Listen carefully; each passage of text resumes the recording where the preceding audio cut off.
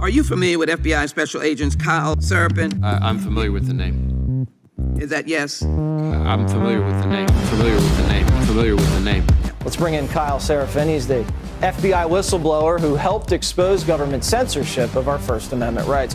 Now, we only have this memo because a recently suspended FBI agent called Kyle Seraphin brought it to the public, and we're grateful that he did. Kyle, thank you so much for joining us tonight. He's the host of something that strangely is called the Kyle Seraphin Show. Kyle Seraphin, I can't thank you enough for speaking out. I knew you guys were out there, and I knew it was just a matter of time, but you got a lot of guts putting your face and your name to this. You're doing a service on behalf of the American people, and from the bottom of my cracked and broken heart sometimes, thank you very much.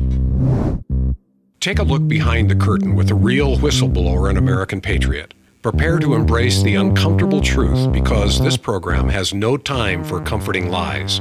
Here is civil liberties enthusiast, Second Amendment defender, and recovering FBI agent Kyle Seraphin. Well, hello, my friends, and welcome to the Kyle Seraphin Show. Today is Monday. It is May the 13th, and we are rolling live here on rumble.com/Kyle Seraphin. If you guys want to join us in the live chat, you can do that right there. There should be a link in the description, and if there's not, it's pretty easy to type in. You're going to see it appear right there on the screen, rumble.com/Kyle Seraphin. That's where you can go and like this video. That's where you can subscribe to our channel. Rumble does a little bit differently. If you hit follow, that means that you are following the channel. And if you hit subscribe, that means you want to financially support us. You can do that for $5 a month if you so choose. It's got to be on a browser, on your phone, or on a desktop of some kind. And you can throw in $5 a month to support the Kyle Seraphin Show. We appreciate you guys doing so. And 100% of that comes directly to us. So that's pretty cool. Not everybody does that. They don't do that over on YouTube. They don't do it on Twitter, as far as I know. I know some of you guys subscribe over there too, and we really appreciate it. As you guys can see, the chat is moving right along if you guys want to get in and start chatting. And all those red lines you see, all the red lines in the chat, those are all of our faithful supporters. We really appreciate all of you guys. I really do. I want to get started today with a whole bunch of stuff. The first question I saw that was in the chat was, how many black pills are we going to be dished out today? It's not intentional, but I do think that we are playing some different games. There was a discussion that I caught just before I finished the show prep. Eric Jason, who's one of our chat moderators, said, I'm now convinced that it will be a landslide in favor of Trump. And black pill number one, I suppose, is that pre-assumes that we are going to have an election in November. I've got some things that are at least cautionary tales that nobody should be sitting back on their heels. Nobody should be sitting around and thinking this is locked up. There's no doubt that there is a bigger support for Donald Trump in this country when it comes to who you talk to, but that's not who votes. And that's not who controls the election and who counts the tallies. So just be aware. That's where we're going to go with today. I want to start off with a whole bunch of stuff. We're going to talk about Indian reservations. We're going to talk about burning down Catholic churches. We're going to talk about sort of the disproportional sentencing of the FACE Act and the way that we play with that. The big story, I think, is the contrast between Donald Trump in court today and Bob Menendez, the trial starting today. So campaigns are about contrast. We are seeing a big contrast right now in the courtrooms of these two politicians, and Donald Trump's a politician, whether you like it or not at this point.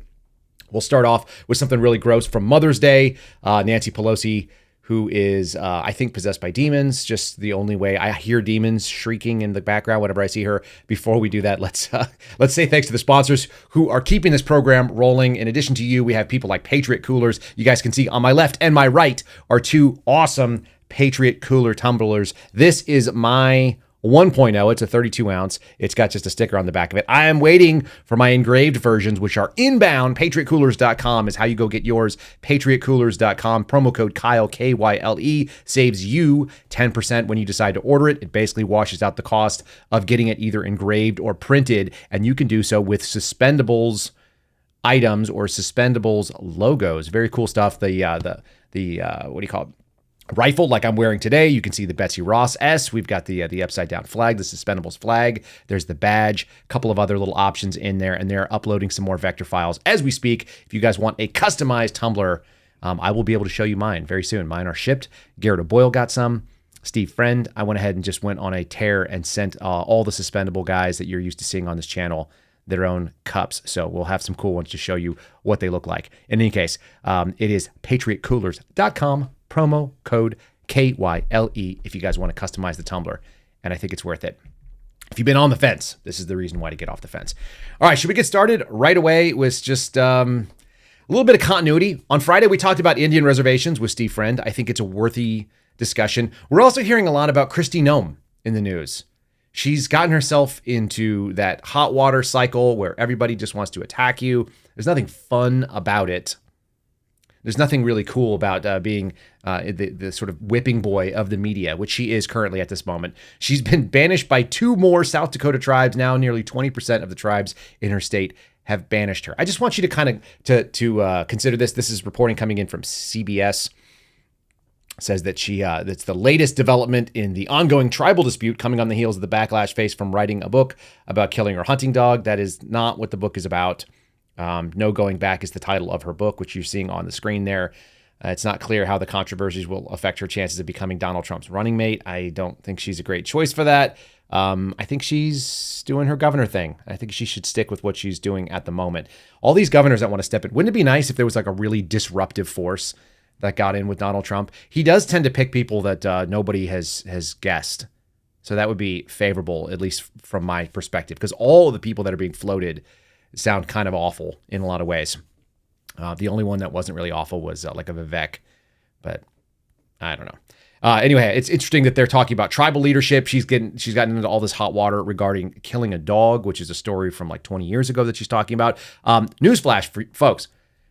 Anybody who got behind this whole story and they're like, yeah, she's terrible, like she shouldn't kill a dog. If a dog bites you or bites your neighbor or kills your neighbor's animals, that's what you do. You put dogs down. We had a story in our house. My oldest daughter has a bite mark, a tiny little healed, mostly healed scar underneath her eye. I think it's her left eye. And it came from a dog biting her.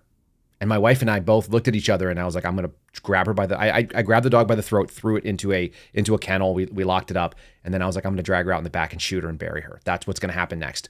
That's what you do when a dog threatens people. I'm sorry. That's just how it happens. Doesn't matter why. If this dog lost its mind and went and killed a bunch of chickens and those are somebody's livelihood, you put them down. I've put down coyotes that were trying to kill off my buddy's calves. Like, this is the life that many Americans have sort of stepped away from. I think this is an interesting telling point in this little backlash. Why did the president's dog that bit like something like 19 Secret Service members, why was that dog not put down? That's what happens when you have a dog that does that. You just put him down. It doesn't mean that the owner is not the problem. It still means that the animal is now no longer healing. And it's done something that we don't deal with. We protect people in this society and we protect our livelihoods. You don't have to get behind dogs. I know this is like not a take that everybody's really into, but I was behind her. I'm like, I get it. Also, farm life is different than the rest of the world. People who live in cities that think it's okay. We had an FBI special agent in charge pull out a piece and shoot a pit bull because her dog was getting attacked. I'm sorry, if you're pulling out a gun in a city and you are endangering other people over dogs that shouldn't have even been out there in the first place. There's so many stupid things that are taken on this. But the fact that she's getting taken behind the woodshed and beaten on this, the really interesting thing is that you have Indian tribes that are banning the governor of their state because we have this weird thing. And this should be the actual highlight, I think. She's talking about how cartels have open access. Anytime that you create a void where where law enforcement can't operate on the state level because the federal government doesn't do a good job of it, you create these weird opportunities. So this just should be the story that's being talked about. Instead, we're talking about a dog. It's like, it's not that important. Sometimes you got to kill a dog. Dogs get put down every single day in this country. Tons of them. Even the no-kill shelters still kill dogs. So, and my family grew up, we were always fostering animals. We were always bringing them in. And then strangely enough, like a number of them would like get out because they were escape artists. That's why they were, in a pound in the first place. They'd go and get hit by cars. Like terrible things happen to dogs every single day. To take this woman behind the woodshed, so strange to me. What I do think is crazy is that these tribal leaders who I've never seen any allegation that there is an Indian reservation that is not run corruptly. I think they're all run terribly because there's a ton of federal money. There's very, very bad oversight. There's one guy like Steve Friend out there that cares and doesn't have the bandwidth, and a United States Attorney's Office that's not going to prosecute. So they run wild. And they take people's money and they take COVID money and they take money from casinos and all these other kind of weird things that are allowed to exist in these little pockets that are federal territories, but they're governed by this quote unquote autonomous country that is a native reservation, but they're also like beholden to our federal government, but they hate the federal government. That whole patchwork has to go. That should be a bigger story, and South Dakota is a good place to start talking about it. The fact that they're banning the governor of their state from coming on their res. By the way, they have no ability to enforce this stuff, but I just think it was an interesting story. I want to pivot. I want to pivot over from one gross thing. Like I said, I think it's gross that they're just freaking out about her. She's an infinitely better human being to discuss than Nancy Pelosi, but I found this video over the weekend. It was Mother's Day, and that's an important day in everybody's house. Everybody has a mother. Without fail, we all have a mother of some kind. If it's a biological or a mother who actually raised you, you should be grateful to that person. I'm grateful to mine. I think she was camping. She didn't take my phone call yesterday, so that's cool. I'm glad she was out enjoying life. My kids, we all went out to breakfast with my wife. It turns out to be sort of like a more of a pain in the butt to go out to breakfast, but you want to do something to mark these days so that the children remember, if they're young and if they're old enough, that they pick up the phone and call their moms. And then you got Nancy Pelosi, who in the same breath is saying this horrific version of a prayer. I think this is like her drunken version of a prayer. And then on top of it, she's wishing and hoping to fund abortion for all to eliminate motherhood for those who find motherhood inconvenient. It's important to see the contrast even in the statement that this lady does. And some of this is, there's a book that Catholic Vote put out about how Catholics can save this country. It might be Catholics' responsibility to save this country from other Catholics. There's something to be argued about that, because we've got a so-called Catholic president. We've got this so-called Catholic woman who was the Speaker of the House and is still an incredibly powerful figure in the Democrat Party, saying insane things like this. I don't want to set it up any further. I just want you to listen. If you need to grab your barf bags, now would be the time before we cue it up. Nancy Pelosi, her thoughts on motherhood. On Mother's Day, I begin with a family prayer. Mother, I think of you, guardian angel of our childhood. Today, children across America will take time to honor their mothers and mother figures. This day presents a chance to say thank you, to express gratitude to all mothers for serving as sterling examples of the strength in our homes, communities, and society. As we celebrate all the ways moms power the USA, we must continue advancing an agenda that unleashes the full potential of women in our economy and invests in America's working families. That's why House Democrats are committed to fighting for respect for women with bigger paychecks and lower health care costs, access to reproductive freedom for every woman, child care, equal pay, paid leave, home health care, universal pre-K, and so much more. Let us come together to work toward a Mother's Day when all women have equal opportunity. Let us pray for all mothers and always remember, when women succeed, America succeeds. Happy Mother's Day. Ew, yuck. I wish I had queued up that the guy who's like wearing the Muslim garb, and he's like, brother, ew, what is that, brother? What was that? Seriously, what was that? How do you say mothers are the sterling example? And I think she actually misunderstood what she was actually trying to convey. The concept is that mothers make strong families make stronger communities make a better nation. That would be the way that you would actually build that out. And in that way, you would honor mothers and femininity and the feminine in this country in the way that it was designed. But instead, what she said is we need to uplift so we can have moms working. How do moms go to work? How do moms who have little babies like we've got in our house, how do they go to work if not employing other women at a cost that is lower than what theirs is? What we like the cycle of putting women into the workplace that are mothers. I got no problem if you want to go out and work, women, like do whatever you do. But consider this. The only way that we are going to have women who have little babies getting back into the workplace is paying other women less money than the woman who went into the workplace to be able to raise their child. And we can do it with government schools, and we can do it with universal pre-K or whatever she just said. And we could do it by killing off babies, apparently, because motherhood is inconvenient. All of this stuff is wild. It's an absolutely wild take. And if the GOP was serious, they would lean in to explaining simple first order thinking. It's like, yeah, we should help women who have jobs. Like, no. Why do women have to work in this society when in my childhood, it wasn't the standard? And I'm only 42 years old. At 42, it wasn't assumed that every single woman would go to work. because they had to, because the economy is so insane right now under Joe Biden that that's the only choice we have. We just put in an offer to rent a house because our business has been going long enough. For all of you guys who are like wondering, like, oh, the James O'Keefe Fed crowd, I like them. We put in an application to rent a house in Montana for $4,000 a month, which seems like a crazy amount of money for a suburban track house. And we got a reply back 6 weeks later, or 6 hours later, rather. And they said, sorry, we had a dozen applications for the house, some willing to pay starting last week. Like they wanted to pay for the privilege of not even being into the house yet. And also we had requests to buy the house outright for more than we paid for it by a lot. And so we're going to sell the house. We're not going to rent it to anybody. That's the economy that we've created in the last 3 to 4 years.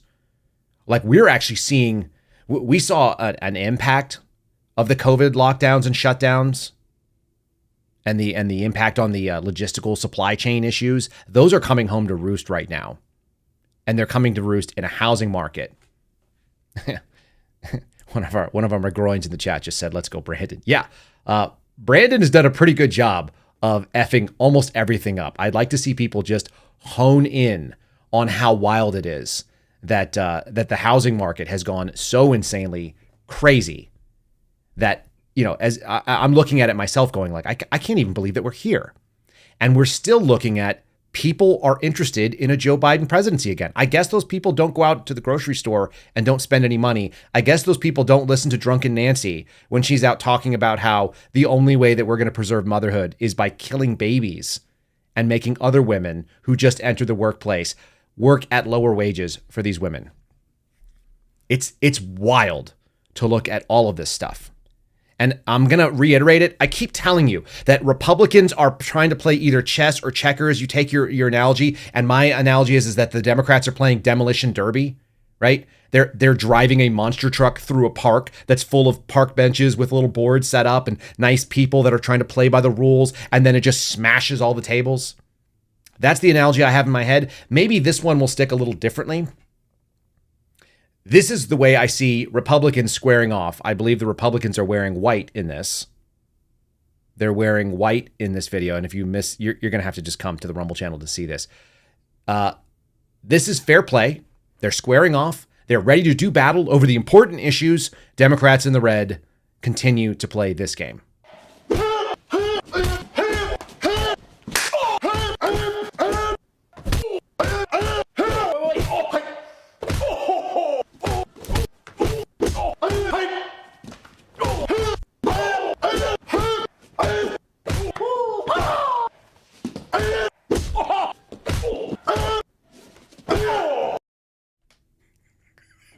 Does that illustrate it properly? It doesn't matter what position you're in. It doesn't matter what pose or start you have to the battle. It's just a straight kick to the dick every single time. And if you guys didn't see the Rumble channel, it's two karate guys that are doing battle, and the guy in the red, who is the Democrat Party in this case, just keeps dropping and punching the other guy in the dick. He's not going to fight fair. He's not going to throw hands and do blocks and do whatever else is going on. Even when he's in a chokehold, he's going to do a donkey kick backwards and kick right in the, like, it's just over and over and over and over again. And I'm going to show you some instances of how even the Republicans have just lost the thread. But we're going to do the contrast piece first. We're going to go to the contrast in the courtroom, which I think is what I see as the primary story of the day. And then we're going to keep going in a little bit more color because there's more and more contrast as we go. Before we do, we can recommend, if you guys want to support the channel, you can go to matthatjerky.com/Kyle. If you're looking for a tasty snack, hold on, I'll reach under the desk.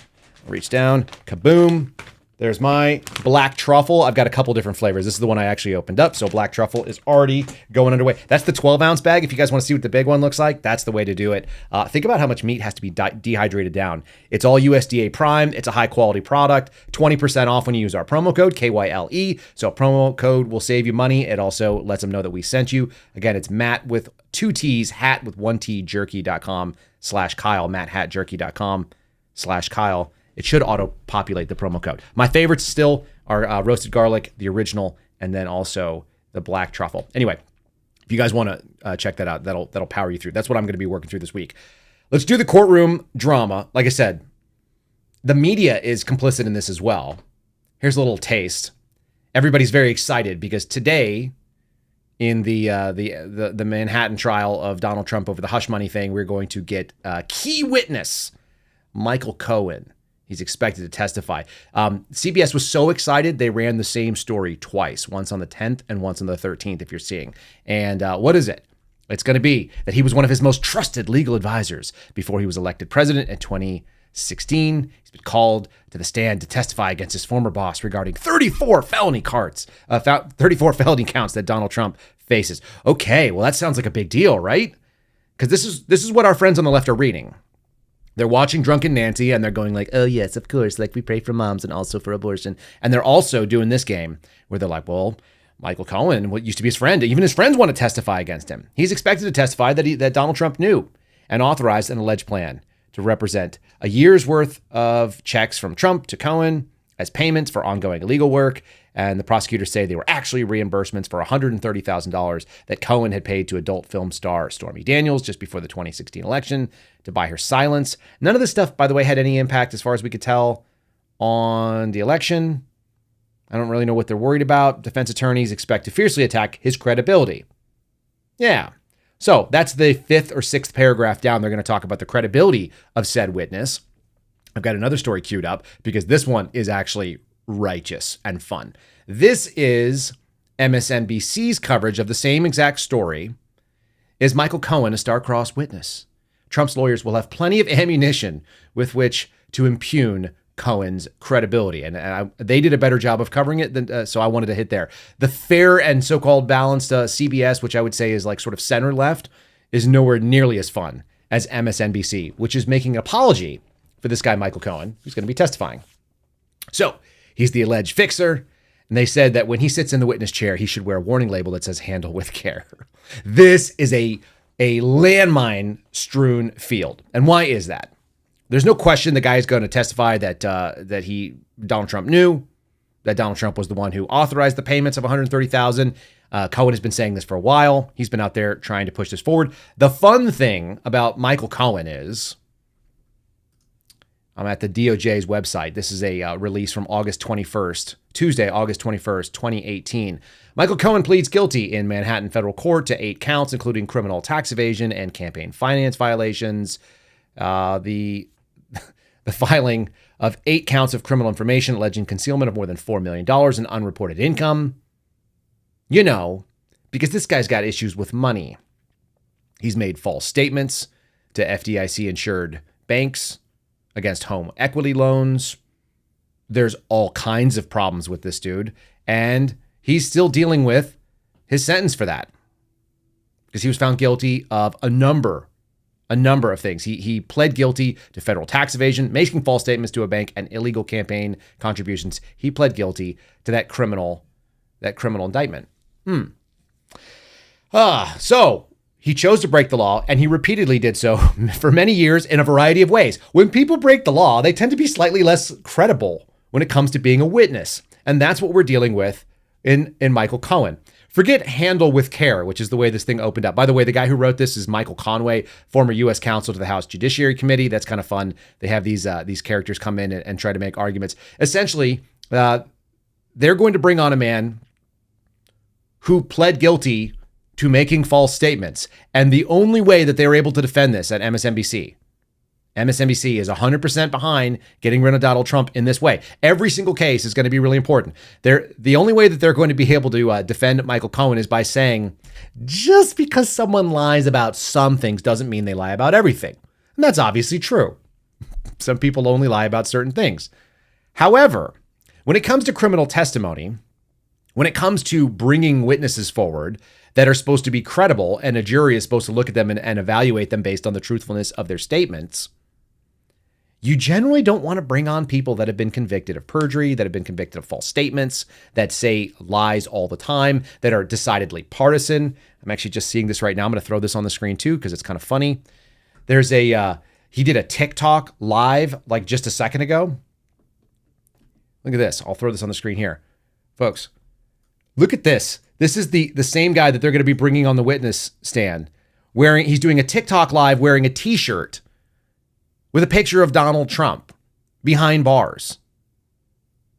He did this on May 8th. apparently, even though he said he wouldn't do that. This guy is massively problematic. The thing that's really crazy is that when you bring on people who are liars, generally speaking, the assumption is that they are probably not a great witness and they're probably not being truthful in this particular matter. Like suddenly they are good because they're on the witness stand. This guy already lied under oath. He already lied on forms where he had to sign off saying that he wouldn't say something false.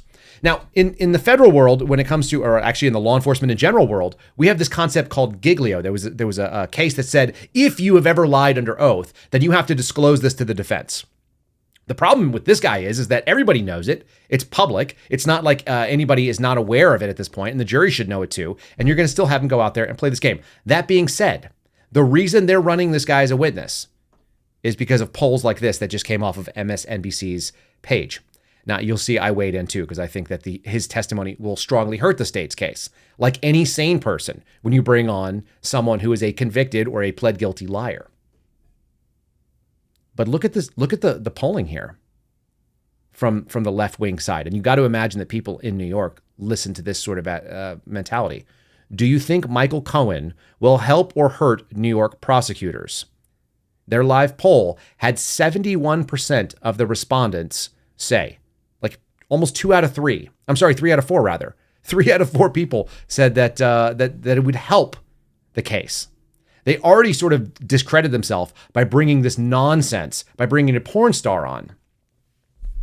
They brought on a lady who was known for having sex with people for money, and then she tried to claim that she was very, very embarrassed and taken aback that Donald Trump, may have had sex with her, and that was just like she couldn't even figure out how she got there. Does she do that every single time she gets on a film set or when she dances around on a pole? This is such a silly take. And this man is absolutely going to be, I think it's going to be hilariously bad. You only need to have one juror that can't come to, can't jive with the idea of calling him guilty. You only need one. And they're bringing this idiot on. Like I said, if the defense is not showing pictures of this guy and how biased he is, they'd be foolish. Anyhow, this attempt will be basically trying to say that he lied on business records, but he didn't lie about this, even though he's already pled guilty to it. Should be fun. In the meantime, that should be like the only take that people have on it. That should be the way that everyone is running around saying this is absurd. This is why Donald Trump is getting 100,000 people to turn out for events in New Jersey, right across the river.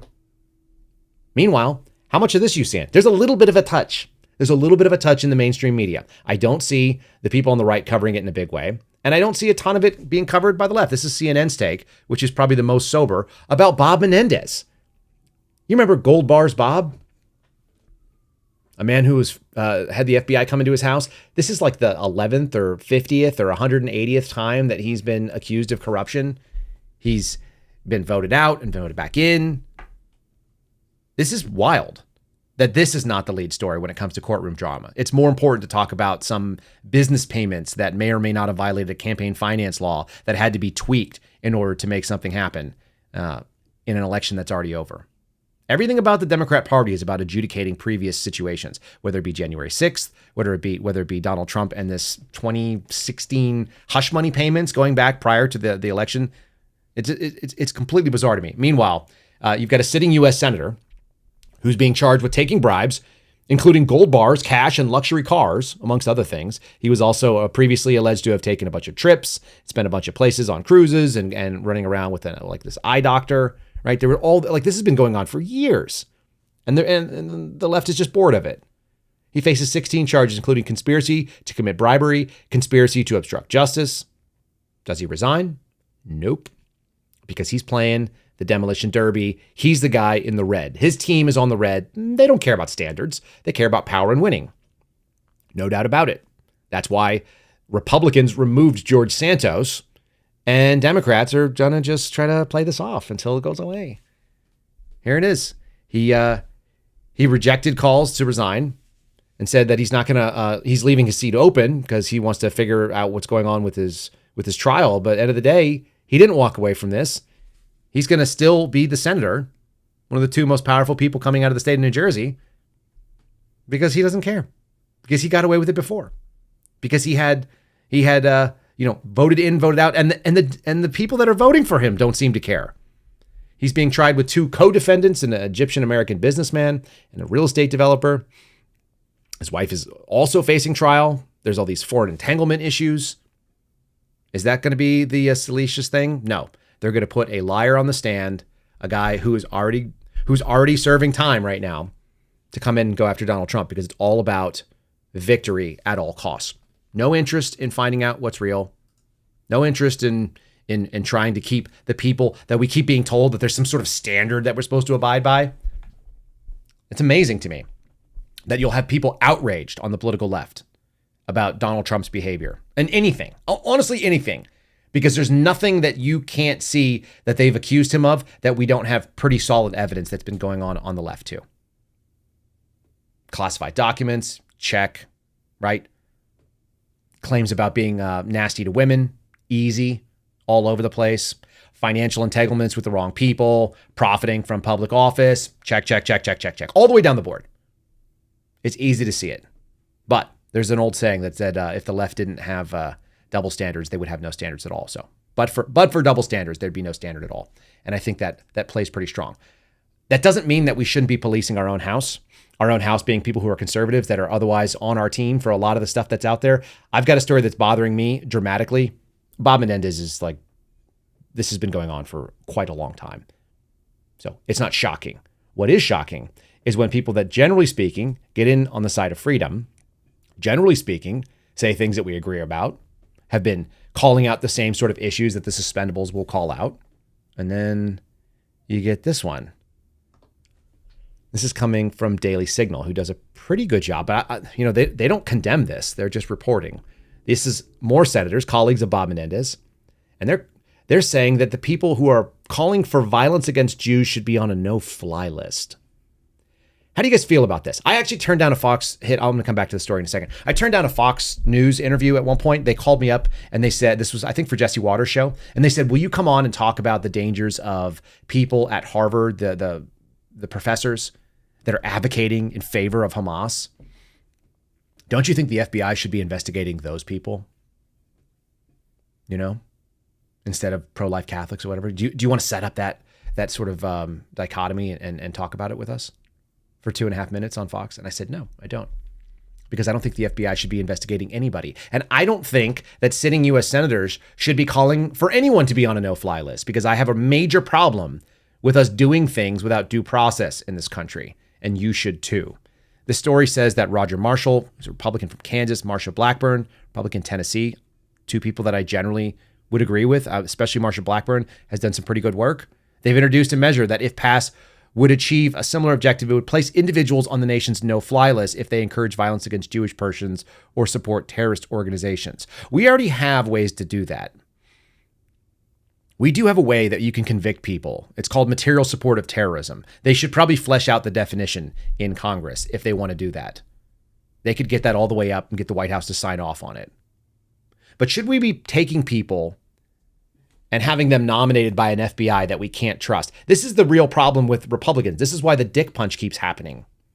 It's because Republicans will say one idea. They'll be like, oh, like the FBI is weaponized and it can't be fair. But also we want the FBI to go after these people that are, saying things we don't like.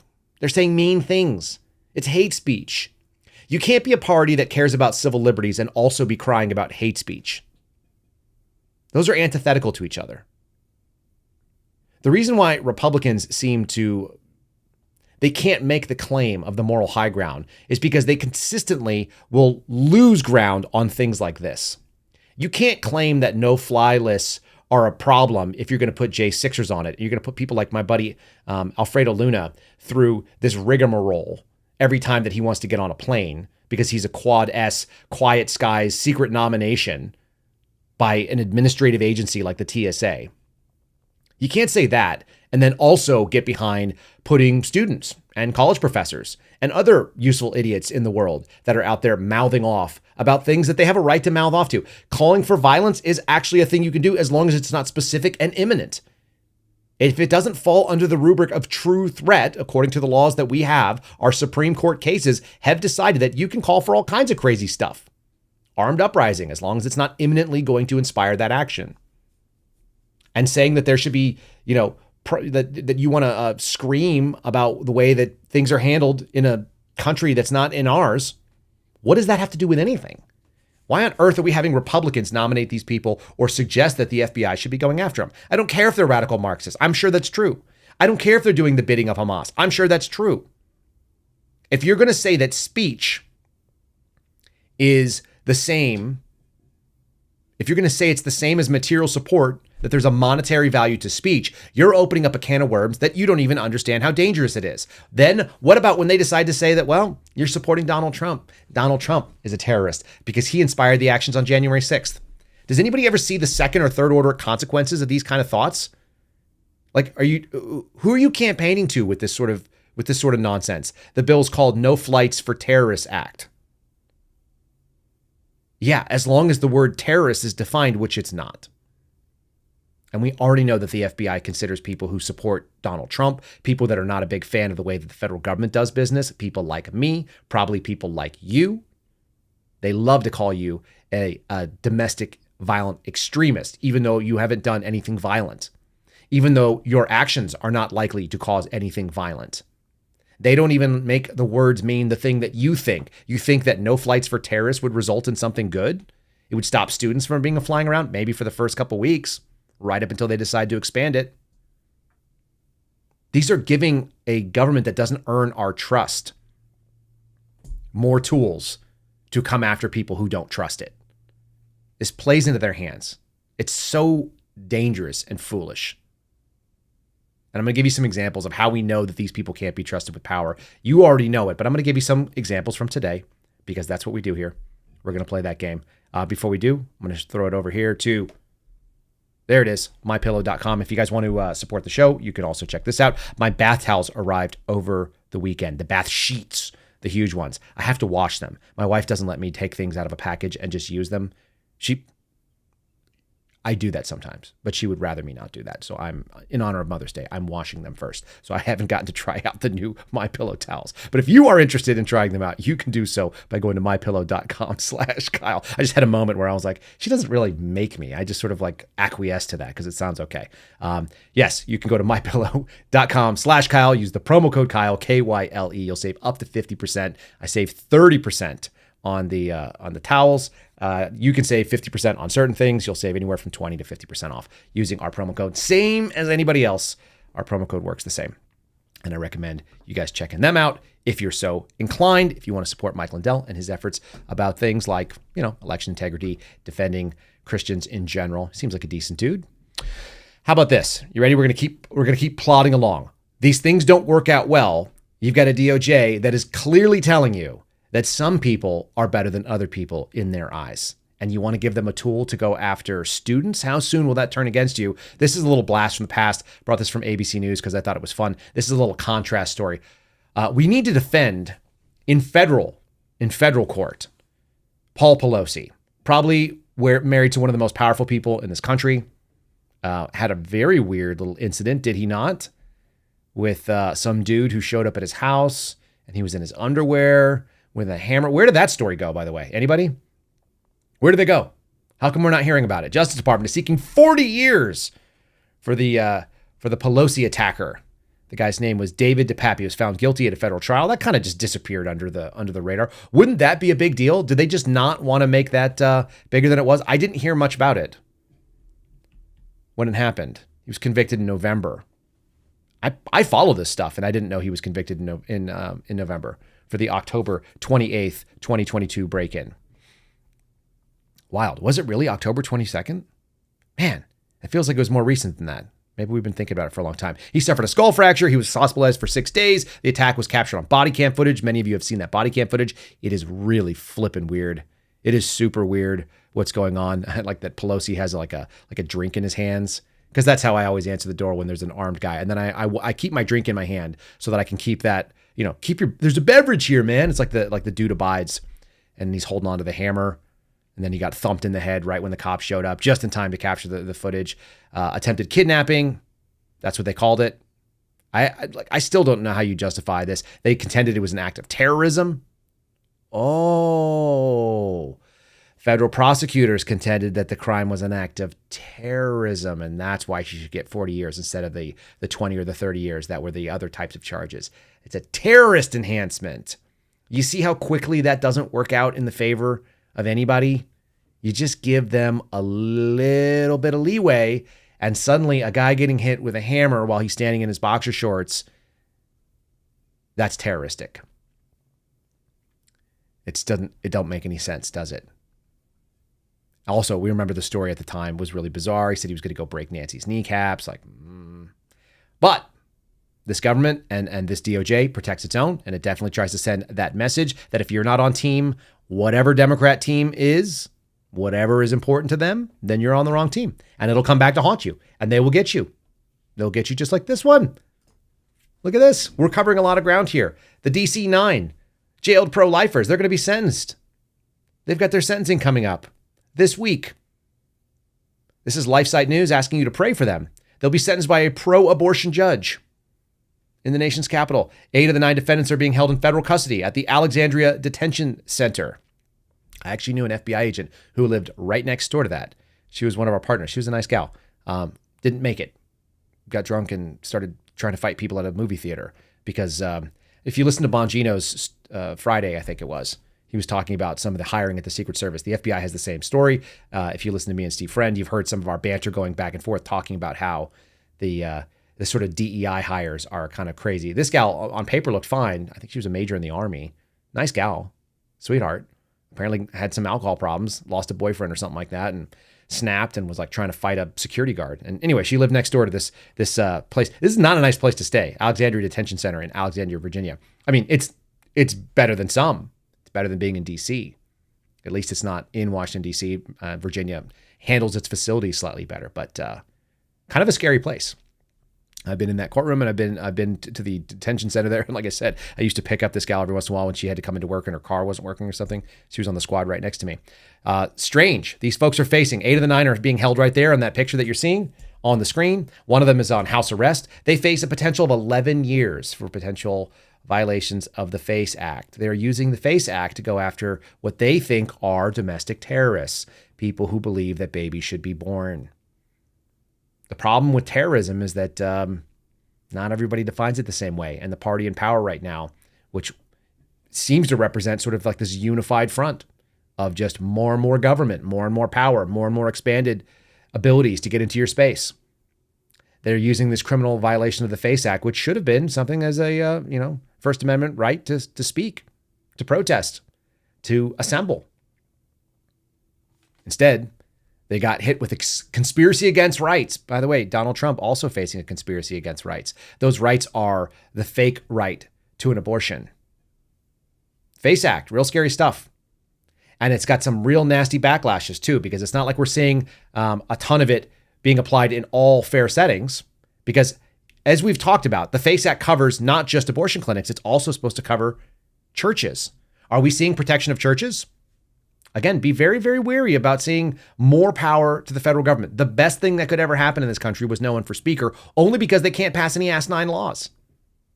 It keeps them from spending more time violating our freedoms. Here's a story. You're not going to hear this going out there crying about this guy should be hit with terrorist charges. You're not going to hear anything about how this guy's going to be facing 11 years simply because he was near a church. Parishioner stopped a teen with a rifle from entering a church with 60 kids inside. Of course, it was a Catholic church in Louisiana. There were 60 kids going to have their first communion, and some maniac shows up with a rifle, and the churchgoers thwarted it. Don't do that in my church, by the way. I will shoot you dead. If you show up to church with a rifle, wherever the Seraphin family is going to church, I will drop you where you stand. And I hope that many of you have taken it upon yourself to realize that there is a very, very small, but it is a real possibility that wherever you go in public, wherever you go, you are responsible for the safety of you and your family, and you guys take that seriously. And I take it every single time I come to church. I'm a little distracted every time. I have to sit in the right spot. I have to have angles of all the doors. This is something that some men have to take on. Not all, but on this like weekend after Mother's Day, it's worth remembering that mothers, their job is to nurture. Men, your job is to protect. You guys better figure it out. Women, I don't want this for you. Doesn't mean some of you can't do it. I'm just saying men should take this on. This is something that got done properly. That's the good news. There was a live stream. It was being broadcast. Showed a man. He came in at 48 minutes and whispered something, and then suddenly they stopped the church service. Everybody began to panic and scream. On the loudspeaker, someone is saying, "Guys, get a hold of your children. Go slowly. We did apprehend a child, and he's in custody." Ain't that something? Wild things can happen when you least expect it. Do we have our fearless FBI? Yes, they are on board. Yep, they said the FBI and the Vermilion Parish Sheriff's Office were involved in the ongoing investigation. Do you guys expect to see FACE Act violations? Do you expect anybody to... He was charged with terrorizing the church. 2 counts of possession, firearm by a juvenile. None of that stuff's going to go. He was dressed in all black. So this is someone who has made some interesting decisions in life. We've also had people pull guns on pastors at churches, and then also this one, which comes from my friends over at Catholic Vote. This is the one that I think this anti sort of God sentiment in this country, which is pretty wild. Looks like this: 85 Catholic churches were burned, almost $8 million in damages. No remains found. You guys remember that story about the Indian it was like an in-school residence, and there was so-called mass graves. This is from Canada. This is being reported on by Catholic Vote in a really good way. They talked about how there was some ground-penetrating radar allegedly showing the mass graves of 215 children. Do you guys recall this? It was up in British Columbia, and there was this huge outcry, and people uproar were freaking out about the fact that they'd buried all these dead kids on this thing, and they were killing off all the Indians. You see how we link it back in? These Indian reservations. Totally made up story. Totally made up. They had allocated $8 million to go find the bodies and had done a massive exhuming of the supposed graves. No human remains found. Didn't stop 85 churches from being burned because people were outraged. And the tribes were basically collecting on this.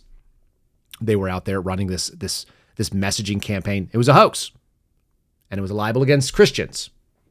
And it has some fertile ground, because there's some real dumb people in this world that really want to say, they sound intelligent. They use words that sound intelligent. But it's just one more attack. Like I said, when I hear demons speaking behind a Nancy Pelosi, they kind of sound like this. Honestly, I've got a little video. This is the reason why I don't want to stop speech. I want us to just recognize what it is. I don't want to demonize it, or I don't want to criminalize it in any way, but we should be at least aware that this kind of nonsensical attitude exists. It doesn't matter whether it's in Canada, pushed out by the government, whether it's our government, whether it's the elite universities that are teaching it, or even probably at the community colleges at this point. There's a lot of people that speak like this gal does. This is an interview done outside the steps of Harvard. It's a quick little hit, but you'll get a taste of it. Neither of these girls sound dumb, but they don't sound like they know anything either.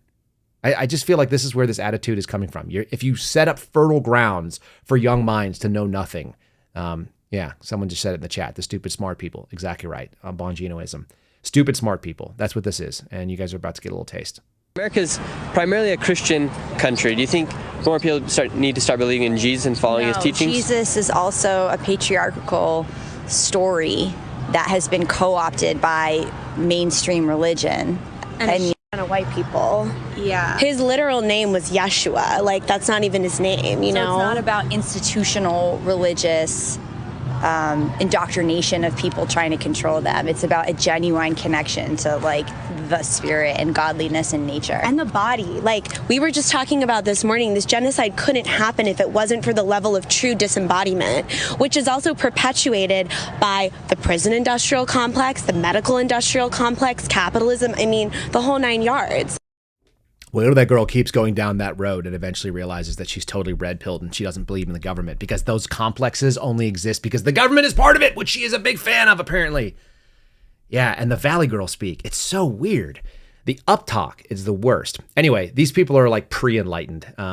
It's worth knowing that they always want to target religion. And the funny thing is if they just went down that path long enough, they would actually just come right on back to the circle where they'd go, oh, of course, like what needs to happen is I need to be a real female who has babies and gets married and has a fulfilling life. Like, there's a real fulfillment that has happened for generations. I understand that there are other life paths. But what's amazing is that all the things she just said don't even align with themselves. This is a classic piece of leftist, sort of cognitive dissonance that exists. It's when the brand that you believe in is actually antithetical to the values that you think you're about.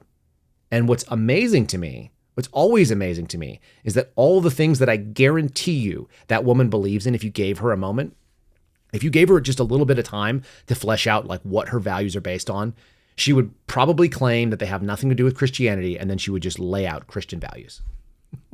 It's a connection to the spirit. These people are so strange. But those are the people that are running our country. A lot of these like Ivy Leaguers are in positions like judges.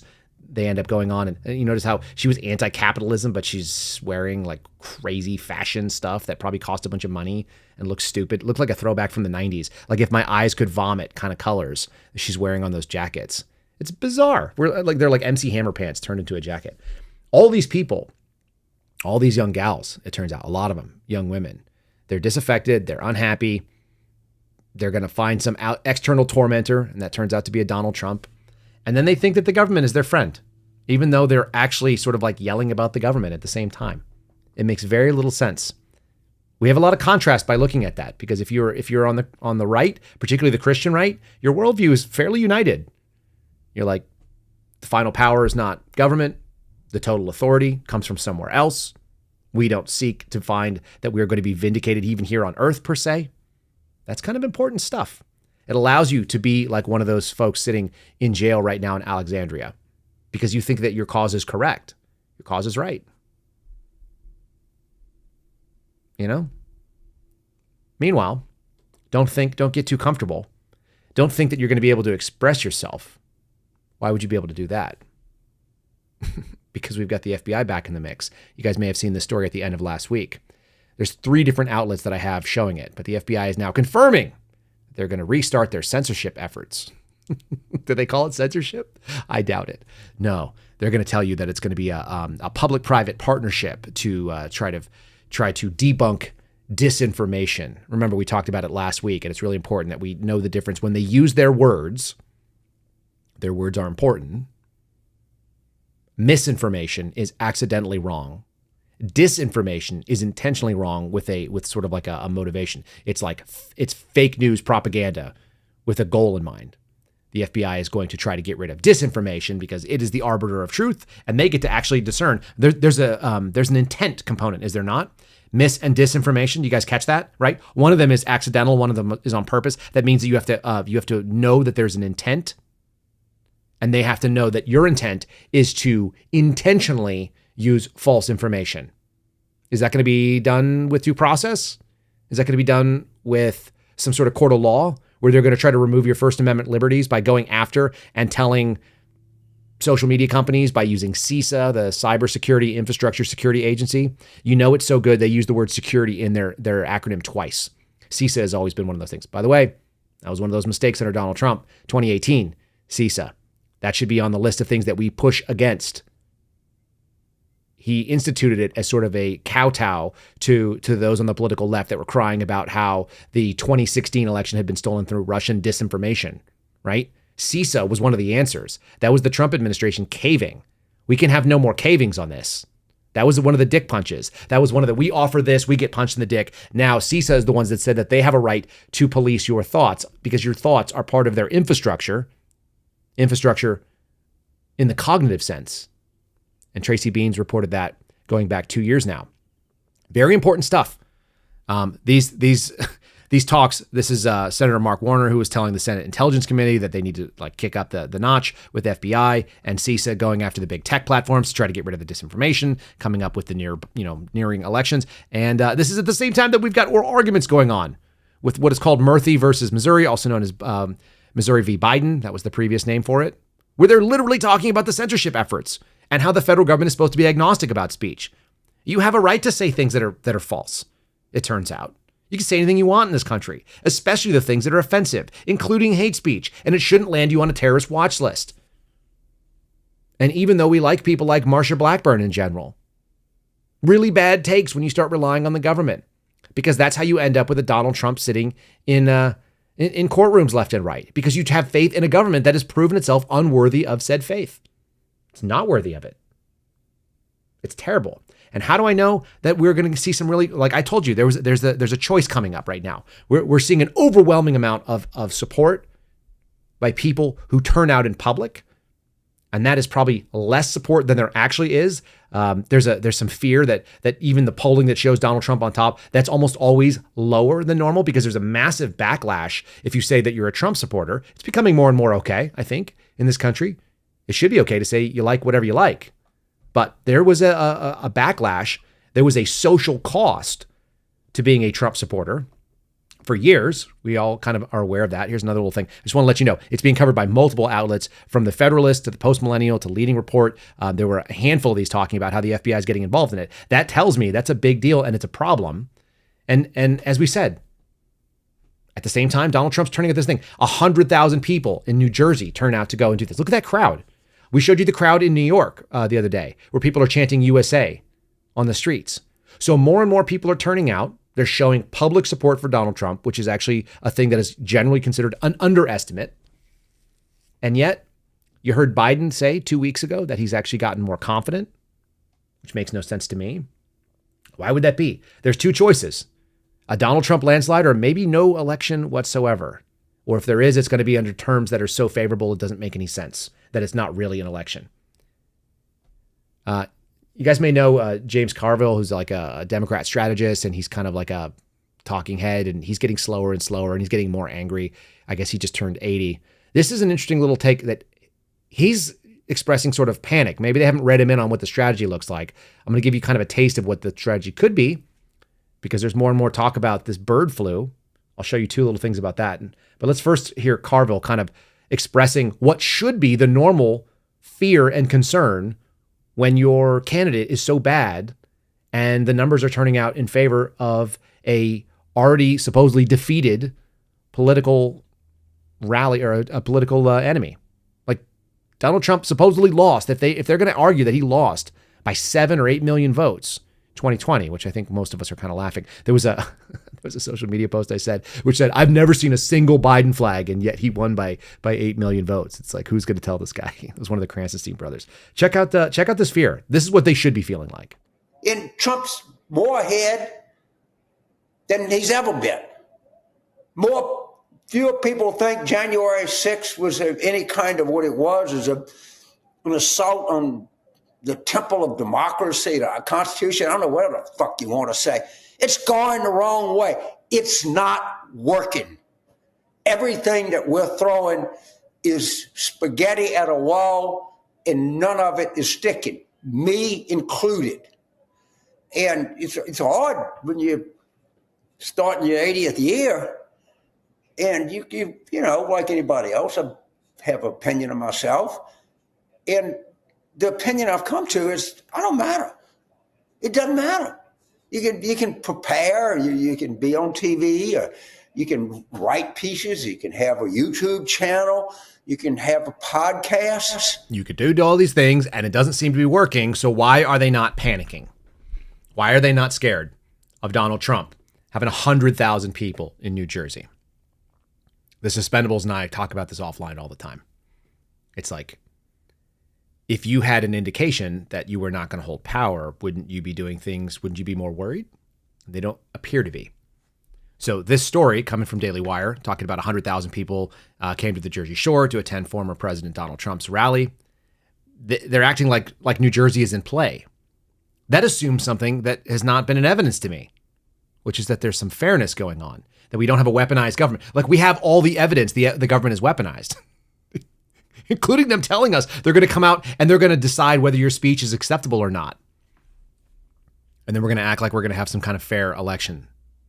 Do you remember what happened the last time? The last time that it looked like they were getting destroyed? Because I do. And it was kind of scary.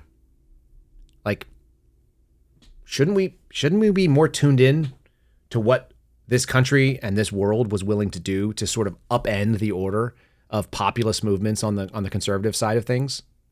This happened in a lot of places, by the way. This is not just a United States phenomenon. It's the Western world in general lost their ever-loving minds. And they did so in lockstep with government policy that was insane. I've got a fun video that I'm going to share with you right now.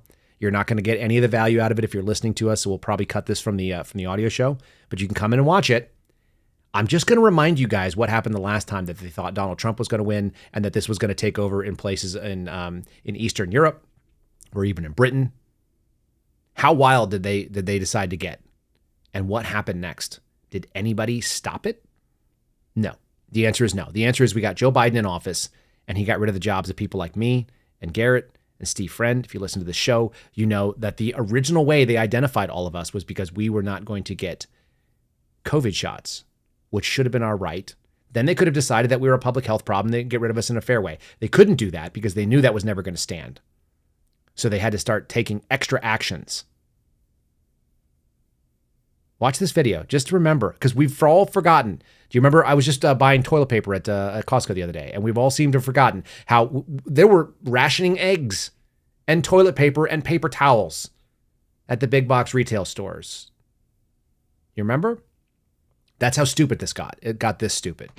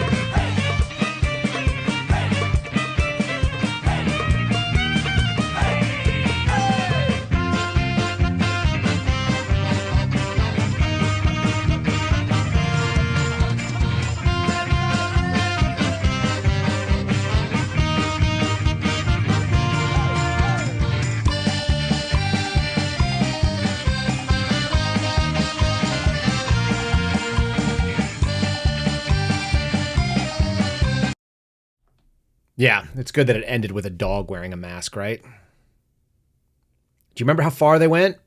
Do you remember how dumb some of this stuff is? Do you remember the fact that you lost friends over all this? I was just reflecting on this. I was talking to Miranda Devine offline, and we were discussing how how did this all happen to Garrett the other day? Like, where did this woman Dina Perkins, who's at the FBI, how did she decide that she was able to, why was she mad at Garrett, who she's never met?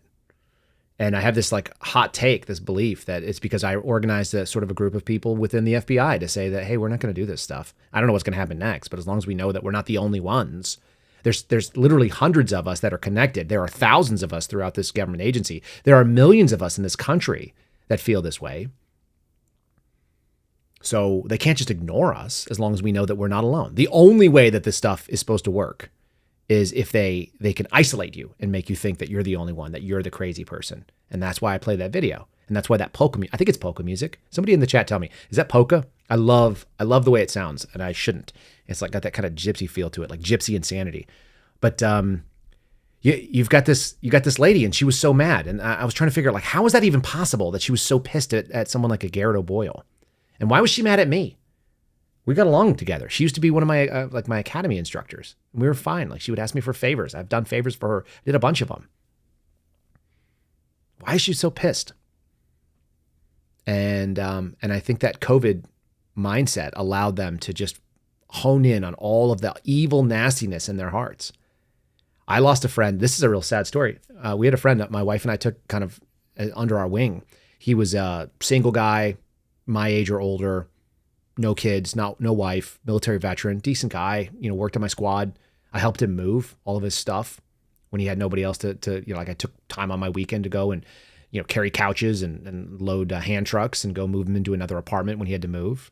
We'd only known each other for a few months, really. End of the day, I worked with him for less than 18 months. And I'm out there, and he didn't have any other friends in the area to help him out. I took off a day from work. I took leave and I drove him to a colonoscopy because he was going to the VA and he had no one to drive him, no family nearby. So I took off work, no girlfriend, no wife, whatever. That's fine. Drove him in. And then he called me when I was in New Mexico about the COVID stuff. And he was like, I heard you're not getting the COVID shot. And if one of you assholes kills my mom in Ohio, I'll never forgive you. And that was the last time we spoke. How many people are out there like that? They're out there because of this kind of guy. This is Jeremy Farrar, or Farrar. He's the chief scientist at the WHO. You guys know that this kind of stuff, this is one of the organizations that was running it.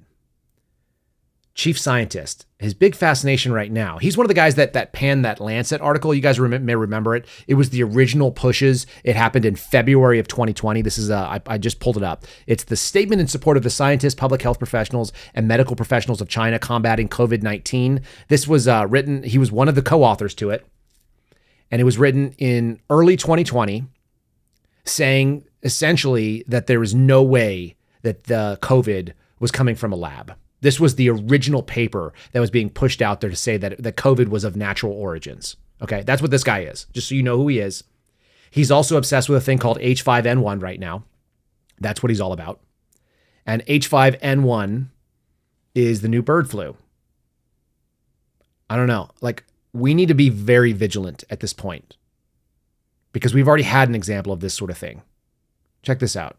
That virus now evolves and develops the ability to infect humans and then critically the ability to go from human to human transmission. And we know that in the rare cases, I think off the top of my head, 400 or 500 cases so far of humans, the mortality rate is extraordinarily high. So to me, this is a major concern. The current outbreak, for want of a better word, in America amongst cows is really concerning as well, and also talks to this issue of transmission. We have to understand in those cow settings, sheds, how H5N1 is transmitting, because it may be evolving into transmitting in different ways. This is a huge concern, and I think we have to watch, more than watch, we have to make sure that if H5N1 did come across to humans with human-human transmission, that we were in a position to immediately respond with access equitably to vaccines, therapeutics, and diagnostics. Yeah, they don't want to do that. Actually, the diagnostics and therapeutics, those are a real problem. What we need is like some sort of novel program that we could sell you some garbage and get all your governments to dish all their money into it. That's what it's about. But the fear mongering is real. And this is the contrast I want you to be able to keep in your head. Again, Donald Trump got 100,000 people to go stand. Do those people look like they're scared of a bird flu that's affected a few people? No. Remember that when it becomes, when it starts pushing back down on, we're going to tell you that you can't go outside. You need to wear a flippin' bubble on your face or like 11 pieces of paper over your face so you can go on a subway and go to work. And by the way, your job is no longer essential. We don't care. Like they have some say in that. Got two choices. We're either going to see a landslide, because it's looking more and more like that. I told you when they indicted this guy, they basically made him the nominee. And if they convict him, it'll actually be a sure thing with this lying guy like a Michael Cohen in the face of seeing people who are actually involved in like pretty obvious corruptions. Like I know most of you probably keep your gold bars in a jacket hanging in your closet, but the wild case of just looking at the contrast in this is pretty insane. We can't forget sort of the zoomed out view, which is that the same people that push the COVID chaos are the same ones that are crying right now about this. I think they've been trying to find it. Was it going to be monkeypox? No, it only affects gay people. Okay, we got to figure out where it is. And this one looks like it's a player on the fear-mongering capabilities that the political left has been loving. Just remember the dick punch.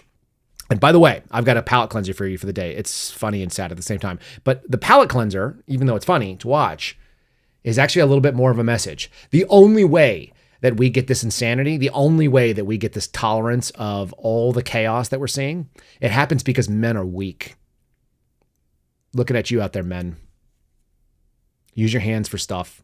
I spent the whole weekend in the garage, like with boards and a nail gun and some saws. And I had my daughter running my dust mitigation. I had her running the shop vac with some earphones on because I'm conscious of hearing loss now. I don't know why I think it's important, but it seems good. It was fun. Like, my hands are aching. I may have broken a thumb but it's still good. Like my hands were so sore last night from holding stuff in place, you know, like you do when you're gripping tools. But that's where it's about. Like we need to just remember why they came after a certain group and tried to isolate. Because there's an awful lot of these like beta bros that are going to wear a bubble on their head and ride into their indoor jobs. Just try to be more outdoors if you can. It's why I got away from social media on the weekends. I'm not going to do it. I'll show you guys a little bit more. There's more to the story on the social media front too. It's so crazy and stupid. Let's wrap this thing up with a statement about the merch store. You guys can support real men. Like my buddy Garrett O'Boyle, who didn't eat for 40 days in a spiritual cleanse. He was still out there cranking out things from the merch store. It's the-suspendables.com. The-suspendables.com. We were laughing. I think Garrett lost 62 pounds is what he said. 62 pounds off Garrett O'Boyle is like the equivalent of Steve Friend skipping 3 of his almond days. So it's not like a ton of weight from a guy that's like monstrous like that. But if you guys want to support my friend, you can get a shirt just like this. I've got the black one on, and you guys can see that the green one is on the screen here. Promo code Kyle, KYLE, will save you 10%. Again, KYLE saves you 10%, the-suspendables.com. And I'll also throw lastly in for my friends over at Catholic Vote. If you didn't catch all the news that you're looking for, go and check out Catholic Vote. A couple of other good stories in there. One of them about Donald Trump talking about how he's going to fix Title IX and the issues that were directed by the Biden administration. It's a good one. You should check that out. It comes out of Daily Signal. So go check out catholicvote.org and get yourself the loop. Just sign up on the main page and get all those. We're doing some fun stuff over with Catholic Vote on the video channels too. So if you're not following their video, by all means, Catholic Vote on Rumble, Catholic Vote on YouTube, Catholic Vote on X if you're over there. At Catholic Vote is the handle on all those places. All right, let's do a 5-star review. Then we'll do a little palate cleanser here, which is, like I said, it's sort of a sad version of it. The 5-star review coming in from Ask Wyoming. I think that's what it says. Ask Wyo. It says, great show, 5 stars. I listen almost every day. I really enjoy it when you refer to racist Dems as retards. For years, my wife has tried to get me to stop or to drop that from my vocabulary, but you reinforced the point of my argument. It's totally expectable in suspendable conversation. Keep up the great work and God bless.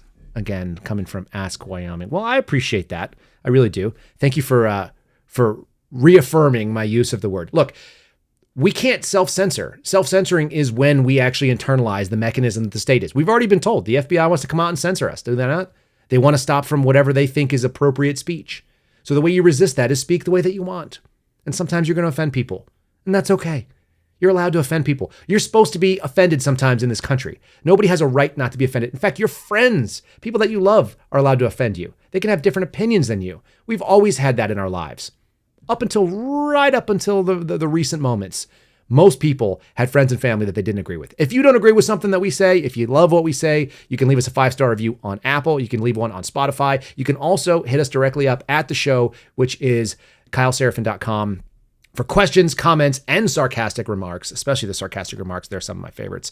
Make sure that you have liked this video. Make sure you're subscribed or following the channel, depending on where you're at. If you want to financially support us, do it over on Rumble. We appreciate that. The chat still going today. I appreciate it. We will be rating the Bongino chat very shortly. Let me give you a little palate cleanse. But like I said, these are the kind of men that fall over themselves to allow masking, and they don't have kids. And they can't even lift up. This is a 30-pound box this guy is struggling with. My daughter, who's 5, who my wife and I pick up all the time, we went and she jumped on a scale because she was really curious how much she weighed. She weighs 46 pounds. She's a 5-year-old. And this guy is struggling with something that doesn't weigh quite that much. If you can't lift a 30-pound box, you're never going to be able to lift a toddler into somewhere safe, let alone your wife, who's a full-grown human. All right? All right, so let's just laugh about this guy a little bit, and then we'll shut it down. This box was only 30 pounds. Coming down, man. You got it.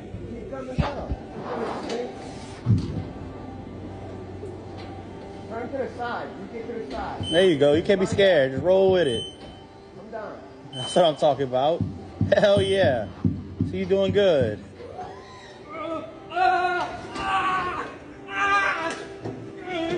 Kick it up again.